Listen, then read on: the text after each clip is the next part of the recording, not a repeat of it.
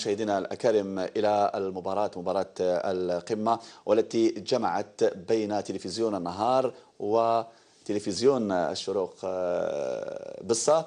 الغلبة كانت بالطبع لتلفزيون النهار ب3 أهداف لهدفين. إذا النهار تيفي تطيح بالشروق تيفي دائما في صدارة بصة، في الصدارة النهار تيفي. سنتابع أهداف المواجهة. إذا هذا الهدف الأول عن طريق لاعب رحاب من ضربة جزاء، بعدها يضيف نفس اللاعب بطريقة جميلة. سنشاهد الهدف الثاني لعبد النور رحاب في الدقائق في الشوط الثاني.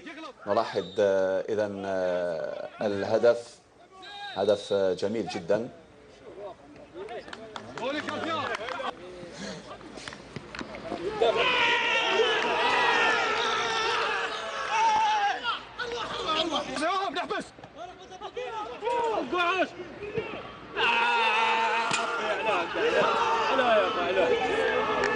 اليوم ادينا مباراة قوية وتمكنا من الفوز بالنتيجة، يعني بالنتيجة والأداء، ومحينا التعثر الأول في المباراة الأولى، ونبينا باللي الفريق تاعنا قوي وراح إن شاء الله يروح بعيد بعيد في التورنوا هذه، في الدورة هذه، وإن شاء الله ندوها إن شاء الله. والله غير الهدفين جو مجهودات كل الفريق، وهذه الفوز بينا بلي الهزيمه الاولى كان مجرد تعثر وكبوه جواد. كانوا بيان بلاسي في تيران، يعطيهم الصحه ومزالوا لي ماتش ان شاء الله، وعندنا ايكيب سوليد تلعب بيان فوتبال.